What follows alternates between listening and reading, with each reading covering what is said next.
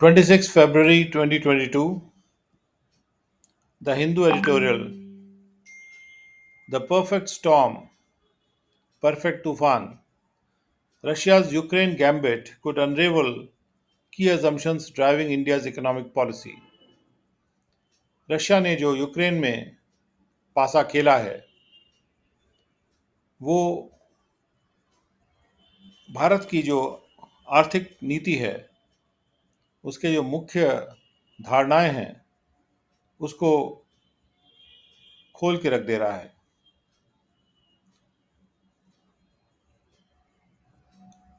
The combative advent of the Russian military into Ukraine early Thursday has predictably spooked markets across all asset classes the world over. Russia की military ने जो भिड़ंत के लिए जो प्रवेश किया है यूक्रेन में Thursday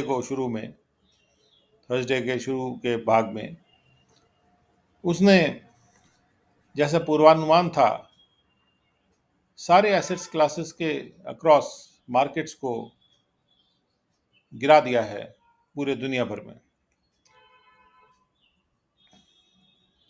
Oil prices surged to an 8-year high of around 105 a barrel. Stock markets stumbled with the Indian bourses crashing nearly 5% on Thursday and the rupee dipping perilously close to the 76 to a dollar mark. Oil के जो दाम है वो बढ़ के अपने 8 साल की सबसे ऊंचाई पे पहुंच गया करीब $105 एक बैरल में. एक बैरल यानी करीब 50 लीटर का बैरल होता है. स्टॉक मार्केट्स नीचे गिर गए लड़खड़ाते हुए.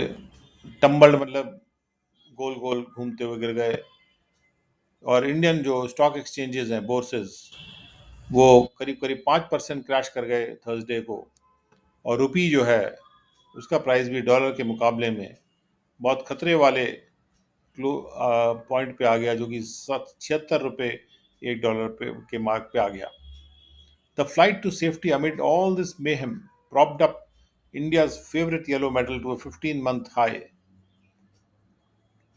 ये सब जो बर्बादी हो रही थी इसमें पैसा सेफ्टी की तरफ भाग रहा था और इसकी वजह से भारत का जो पसंदीदा येलो मेटल यानी गोल्ड जो सोना है उसका दाम जो है ऊपर उठ गया. एक 15 मंथ हाई पे चला गया. यानी सब लोग अपना पैसा गोल्ड में लगाने लगे. Domestic stock indices that have already been witnessing tumultuous swings in the recent weeks as global inflation flared up and the US Federal Reserve signaled faster throttling of easy money liquidity did bear some of these initial losses on Friday. जो भारत के जो stock exchange के indices सूचनांक हैं वो पहले से ही उथल पुथल वाले उछाल गिराव जो है देख रहे हैं पिछले कुछ हाल के हफ्तों में. जैसे विश्व में जो इन्फ्लेशन है ऊपर चढ़ रहा है और यूएस फेडरल रिजर्व ने ऊपर चढ़ रहा है नहीं आग की तरफ भड़क रहा है.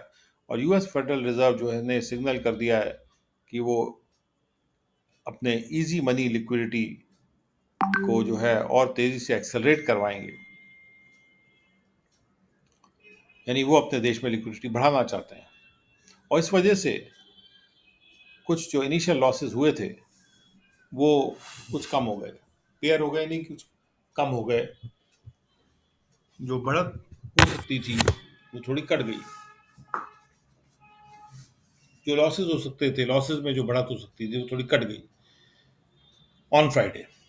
But multi-layered uncertainty will keep investor nerves on edge, as will the diplomatic fallout of how the UNSC decides to tackle Russia and its vote, with the Western world seeking strict condemnation and sanctions, while India has thus far preferred not to take a side. लेकिन अनिश्चितता के कितने ही तह हैं, बहुत सारे तह हैं अनिश्चितता के. तो इस वजह से इन्वेस्टर की नर्व्स एज पे रहेंगे. यानी वो परेशान रहेगा इन्वेस्टर क्या करें क्या ना करें. और वैसे ही जो डिप्लोमेटिक फॉल आउट है यानी जो डिप्लोमेटिक जो रिजल्ट है उसका कि किस तरह से यूएन सिक्योरिटी काउंसिल डिसाइड करती है कि रशिया को टैकल करना उसके वोट में, वो भी एज पे रहेगा। और विद द वेस्टर्न वर्ल्ड, और वेस्टर्न वर्ल्ड जो है ये प्राप्त करने की कोशिश कर रही है कि स्ट्रिक्टली कंडेमनेशन हो यूएस के रशिया के एक्शंस का, और सैंक्शंस हो, जबकि भारत ने अभी तक ये ज़्यादा प्रेफर किया है कि वो कोई भी साइड ना ले। There could be double-edged economic ramifications for those sitting on the fence if the extent of sanctions against Russia are intensified. जैसी यदि रशिया के खिलाफ जो सैंक्शन लगाए जा रहे हैं यूएस और वेस्टर्न यूरोपियन कंट्रीज के द्वारा, उनका जो फैलाव है अगर वो और तीव्र होता है, तो जो देश जो हैं बीच के बिच्छू बने हुए हैं, यानी फेंस पे बैठे हैं, यानी बीच के फेंस पे बैठे हैं, ना इधर ना उधर बाउंड्री पे बैठे हैं, तो उनके लिए डबल एज्ड, यानी दो तरफा जैसे तलवार होती है, उस तरह के इकोनॉमिक रिजल्ट्स हो सकते हैं। दिस कुड deter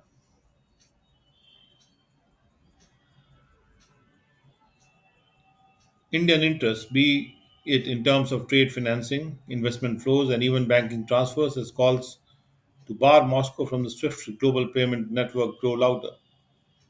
और इससे भारत के जो इंटरेस्ट हैं वो पीछे हटेंगे, उन पर डिटरेंस हो जाएगा, यानी कि वो भारत के इंटरेस्ट को ठेस पहुंचेगी, चाहे वो ट्रेड फाइनेंसिंग के टर्म्स में पहुंचे या इनके भारत में जो इन्वेस्टमेंट फ्लोज आते हैं, पैसे के फ्लोज भारत में आते हैं, और उसको झटका लगेगा। और बैंकिंग ट्रांसफर जो होते हैं उनको भी वो भी डिटर हो जाएंगे, यानी कि कम होंगे, उनके सामने दीवार खड़ी हो जाएगी। जैसे कॉल्स आ रही हैं कि मॉस्को को स्विफ्ट के जो ग्लोबल पेमेंट नेटवर्क से जो है बाहर कर दिया जाए, बाहर निकाल दिया जाए। ये कॉल्स और भी लाउडर हो रही हैं और ऊंचे आवाज में आ रही हैं।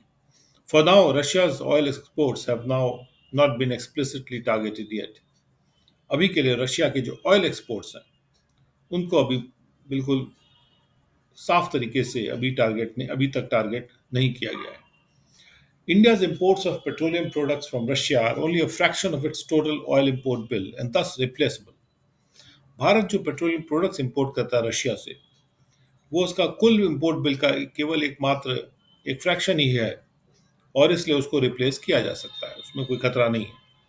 भारत रशिया से ऑयल नहीं लेगा तो भी कोई दिक्कत नहीं है, उसको कहीं और से मिल जाएगा oil. But getting alternative sources for fertilisers and sunflower oil may not be as easy.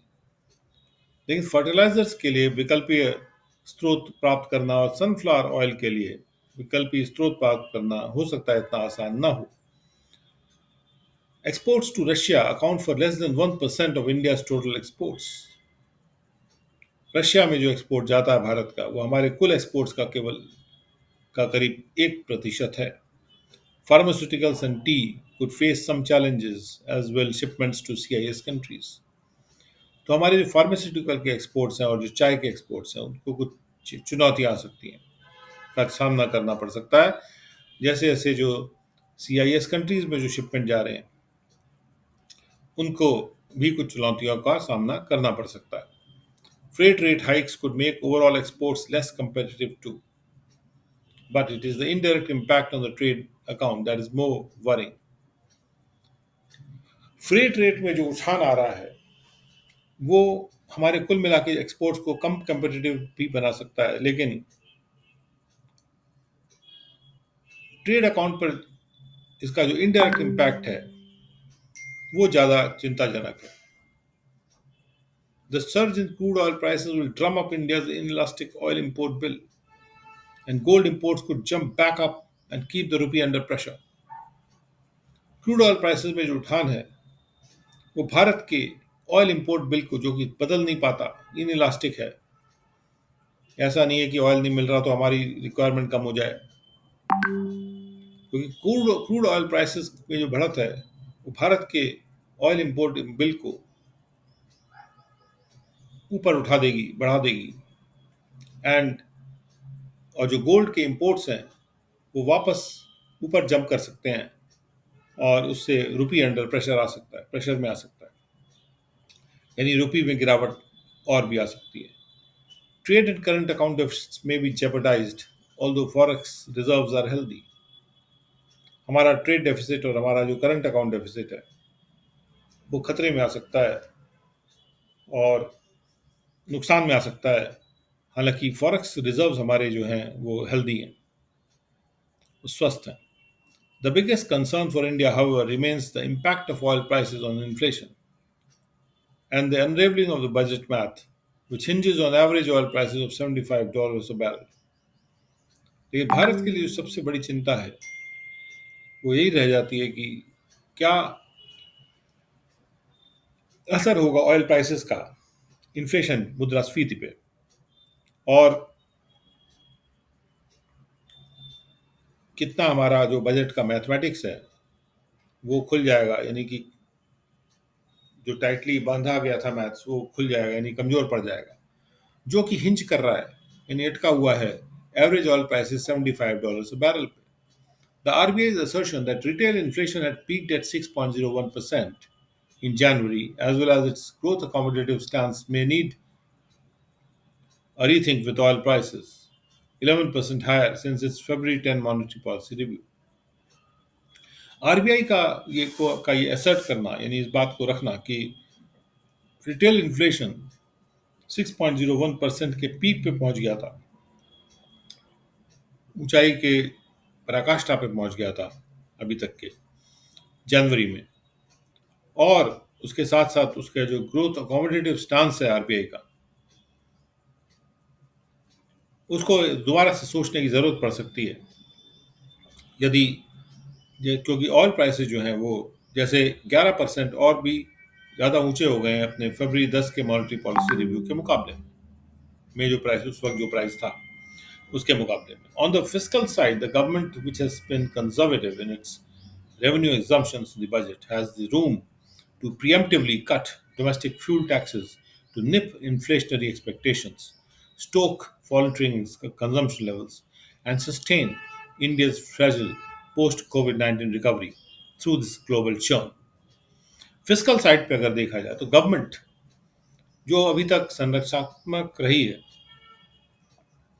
Conservative रही है अपने रेवेन्यू के एजम्पशंस के बारे में बजट में, इस गवर्नमेंट को जिसको जो कि अपने रेवेन्यू एजम्पशंस पे कंजर्वेटिव रही है, हालांकि क्योंकि रेवेन्यू जो गवर्नमेंट का एजम्पशन था उससे ज़्यादा तेज बढ़ा है, तो गवर्नमेंट के पास रूम है कि वो डोमेस्टिक फ्यूल टैक्सेस को कट कर दे, पहले से प्रीएम्प्टिवली कट कर दे, जिससे कि आगे जो दिक्कत आने वाली है वो ना आए।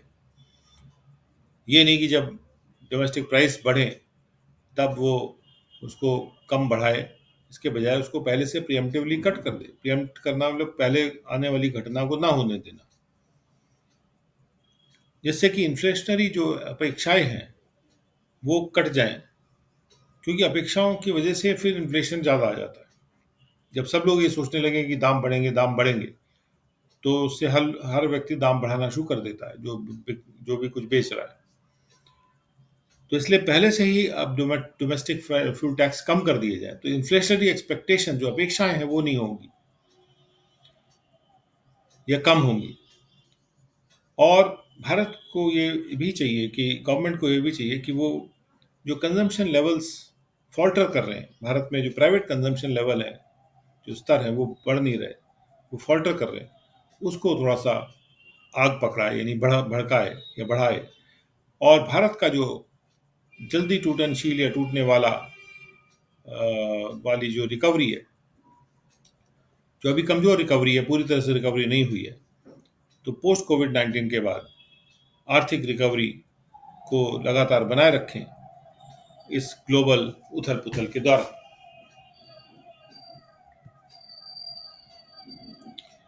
Troubled waters, India and Sri Lanka. The second editorial: India and Sri Lanka should find a lasting solution to the issues facing their fisher folk. चिंताजनक पानी, troubled waters,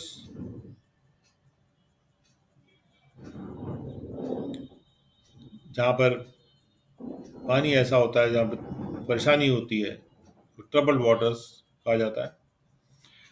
Bharat and Sri Lanka, समुद्र की बात हो रही है, को एक परमानेंट सॉल्यूशन या लगातार लास्ट करने वाला सॉल्यूशन को पाना चाहिए ऐसे इश्यूज पर जो कि हमारे जो फिश पकड़ने वाले फोक हैं, फिशरमैन एंड वुमेन, जो फेस कर रहे हैं। Fishermen from Tamil Nadu keep getting caught with alarming regularity in the territorial waters of Sri Lanka for poaching. Bharat के जो फिश पकड़ने वाले लोग हैं वो तमिलनाडु से जो होते हैं वो लगातार वो बार बार पकड़े जा रहे हैं इतने नियमितता से, जो कि बड़ी अलार्मिंग है। और ये टेरिटोरियल वाटर्स में हो रहा है, जो भारत के वाटर्स हैं श्रीलंका में, श्रीलंका के भारत सॉरी टेरिटोरियल वाटर्स हैं, श्रीलंका की टेरिटरी के, श्रीलंका के का पानी है वो, समुद्र का। वहाँ पे वो पोचिंग के लिए पकड़े जा रहे हैं, यानी कि जैसे वो दूसरे की, यानी श्रीलंका के पानी में जो मछली है उसको पकड़ ले रहे हैं।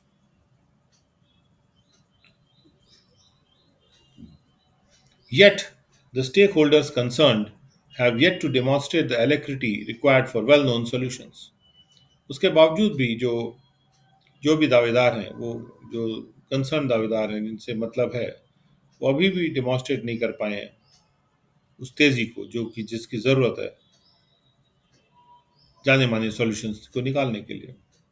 In the latest development, the Sri Lanka Navy arrested 22 fishermen who are from Nagapattinam and neighboring Karaikal on Wednesday. बिल्कुल हालिया डेवलपमेंट में श्रीलंका नेवी ने 22 फिशरमैन को अरेस्ट कर लिया जो नागापट्टिनम से हैं और नेबर कराईकल से हैं वेडनेसडे को। There are already 29 fishermen in custody in Sri Lanka, as pointed out by Tamil Nadu Chief Minister M.K. Stalin in his letter to External Affairs Minister S. Jaishankar a few days ago. पहले से ही 29 fisherman हैं custody में श्रीलंका में, जैसा कि तमिलनाडु के chief minister M के Stalin ने पॉइंट आउट किया था, इंगित किया था अपने लेटर में एक्सटर्नल अफेयर्स मिनिस्टर को एस जयशंकर को कुछ दिन पहले। As per an estimate, Sri Lankan authorities have also impounded 84 boats.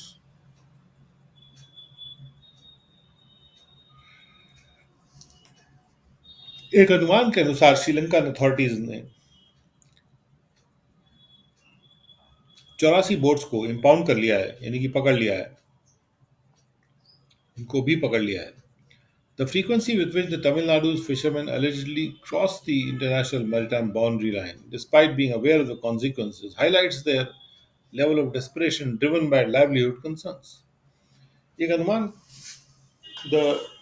इस जो बार बार ऐसा हो रहा है, फ्रीक्वेंसी यानी जो बार बार रिपीट हो रही है कि तमिलनाडु फिशरमैन जो है वो उन पे ये एलिगेशन लग रहा है, इल्ज़ाम लग रहा है कि वो अंतर्राष्ट्रीय मैरीटाइम बाउंड्री जो है, सी बाउंड्री, उसको क्रॉस कर जाते हैं, उस बाउंड्री लाइन को। इसके बावजूद कि वो जानकार हैं कि कॉन्सिक्वेंसेज यानी कि उसका रिजल्ट क्या होगा, उसका असर क्या होगा, यानी पकड़ लिए जाएंगे, और उसके बावजूद वो क्रॉस कर जा रहे हैं। तो ये हाईलाइट करता है कि कितने वो डेस्परेट हो गए हैं, इतने परेशान हो गए हैं, क्योंकि उनको जीवनी की चिंता होती है, तो किसी तरह वो सोचते हैं कि क्रॉस करके हम थोड़ा फिश विश पकड़ के ले आए। This is, however, not to absolve them of their culpability in endangering Sri Lanka's marine biodiversity, which is of vital importance to Tamil fishermen of the northern province who suffered in the civil war. ये लेकिन बहरहाल ये नहीं है कि इससे उनकी जो कल्पेबिलिटी है, यानी कि उनको जो क्राइम में जो इन्वॉल्वमेंट है उनका, उससे वो बच जाएंगे, क्योंकि उनका क्राइम ये है कि वो श्रीलंका की मैराइन यानी कि पानी की समुद्री जो बायोडाइवर्सिटी है, यानी जो जीवन जो वहाँ पे जो जीवित जंतु हैं वो एंडेंजर हो रहे हैं, उनकी वजह से, क्योंकि उनको पकड़ के ले आते हैं, मार देते हैं और बेच डालते हैं। और वो श्रीलंका का है, इसलिए वो हम उनको नहीं करना चाहिए। तो विच इज़ जो कि बहुत वाइटल इंपॉर्टेंस के लिए की चीज़ है तमिल फिशरमैन के लिए, नॉर्दर्न प्रोविंस के, यानी जो श्रीलंका की जो नॉर्दर्न प्रोविंस है उसमें जो तमिल फिशरमैन रहते हैं उनके लिए वाइटल इंपॉर्टेंस का है मरीन डाइवर्सिटी। छोटा देश है, उनका अपना पानी है, वो अपने प्रोटेक्ट करना चाहते हैं बायोडाइवर्सिटी को। और ये तमिल फिशरमैन ने सिविल वॉर में काफ़ी सफ़र किया था।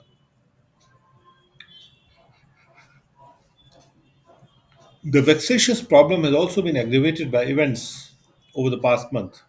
The reported death of two Jaffna fishermen following mid sea clashes with their Tamil Nadu counterparts on January 27 and 29. Subsequent protests by northern Sri Lankan fishermen and the reported auctioning by Sri Lanka of 140 impounded boats even before a Tamil Nadu government team and fishermen's representatives could visit Sri Lanka to finalize modalities on the disposal of unsalvageable boats. जो ये problem है ये बड़ी वेक्सेशियस है, यानी कि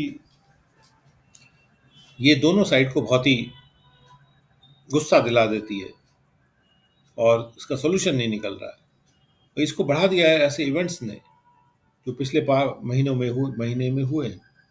यानी ये रिपोर्ट किया गया था कि दो जाफना के जो फिशरमैन थे, जाफना जो कि श्रीलंका में है, उसके जो फिशरमैन थे उनको उनकी डेथ हो गई थी क्योंकि मिड सी में भिड़ंत हुई है उनके तमिलनाडु काउंटर पार्ट्स के साथ। काउंटर पार्ट यानी तमिलनाडु के जो फिशरमैन हैं उनके साथ उनकी भिड़ंत हुई है समुद्र में।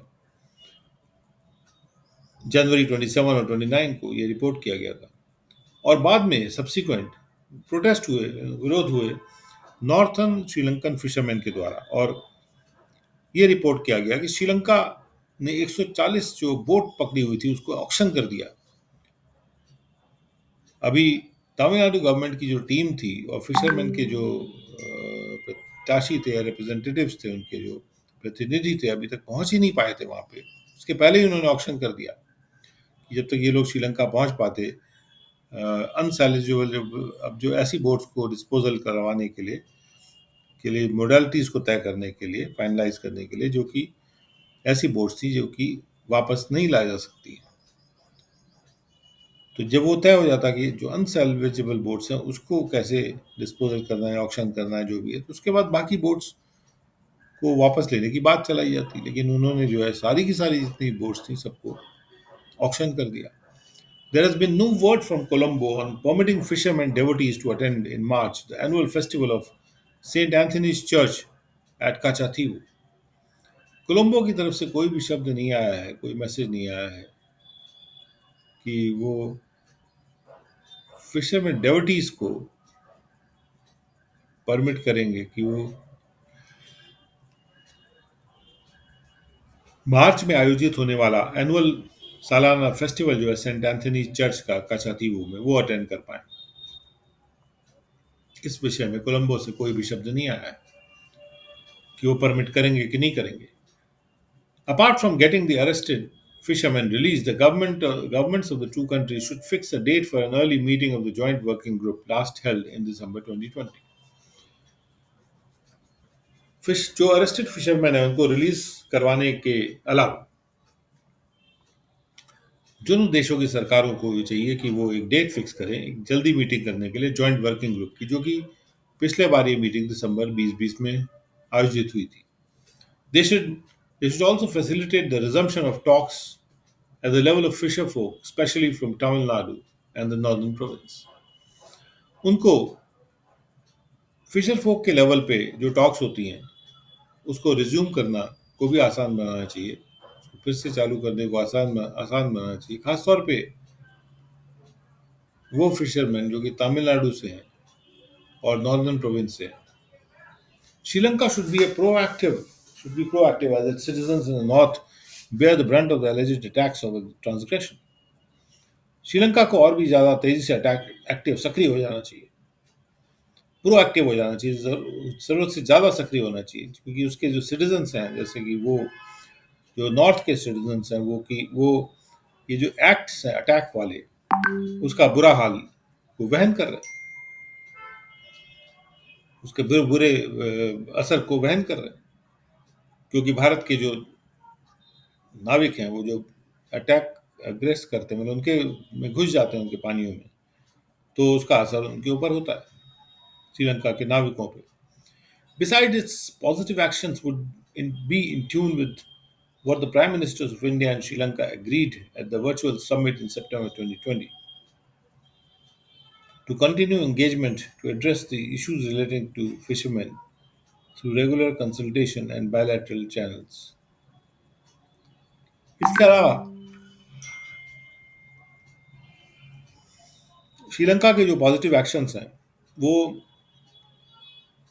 उसके ट्यून में होंगे जो कि प्राइम मिनिस्टर्स जो थे दोनों कंट्रीज के, उन्होंने एग्री किया था एक वर्चुअल समिट में सितंबर 2020 की, कि वो लगातार जुड़े रहेंगे ऐसे इश्यूज को सॉल्व करने के लिए जो कि फिशरमैन से रिलेट करते हैं, और इसमें वो नियमित रूप से कंसल्टेशन करेंगे और आपसी चैनल बनाए रखेंगे, यानी कंसल्टेशन के आपसी चैनल्स जो हैं बनाए रखेंगे. New Delhi should also consider providing additional incentives and concessions to fishermen of the Pog Bay districts of Tamil Nadu to elicit a better response from them for its deep sea fishing project. New Delhi को ये भी consider करना चाहिए कि वो और भी अतिरिक्त इंसेंटिव्स, प्रलोभन, यही कह सकते हैं कि उत्साह को बढ़ाने वाले जो फायदे दिए जाते हैं, और कंसेशंस यानी कि कॉस्ट को कम करने के तरीके, और कुछ और भी फायदे फिशरमैन को अतिरिक्त फायदे इस तरह के देने के बारे में सोच विचार करें ऐसे फिशरमैन जो कि पॉक बे डिस्ट्रिक्ट्स के हैं तमिलनाडु के, जिससे कि और भी बेहतर रिस्पांस निकाला जा सके उनसे अपने भारत के डीप सी फिशिंग प्रोजेक्ट के लिए, जिससे ऐसा ना हो कि भारत के जो फिशरमैन हैं वो केवल ऊपर ऊपर फिशिंग करें और इस चक्कर में वो श्रीलंका के मैरीटाइम डिस्ट्रिक्ट टेरिटोरियल एरिया में घुस जाते हैं, बजाय इसके वो अपने ही एरिया में और डीप सी फिशिंग करें कि वहाँ से उनको ज़्यादा मछली मिल जाएगी, तो उनको श्रीलंकन वाटर्स में नहीं जाना पड़ेगा. It could also propose assistance for the fishermen of the northern province as a gesture of goodwill. Bharat को ये भी प्रस्तावित करना चाहिए कि हम जो नॉर्दर्न प्रोविंस है श्रीलंका के, उसके फिशरमैन के लिए कुछ सहायता देंगे एक गुडविल जेस्चर के रूप में. गुडविल जेस्चर यानी कि एक ऐसा जेस्चर, जो एक ऐसा दिखाने का तरीका जिससे कि हम अपना गुडविल दिखा रहे हैं कि हम अच्छा सोचते हैं, अच्छी सोच. There is no paucity of ideas in the area of Pog Bay fisheries conflict, but adequate action on the part of the stakeholders is found wanting. Ideas की कोई कमी नहीं है पॉग बे फिशरीज के कॉन्फ्लिक्ट की जो भिड़ंत के एरिया में या उस क्षेत्र में, लेकिन पर्याप्त एक्शन जो है अलग अलग दावेदारों के पार्ट पे वो अभी भी कम हो रहा है.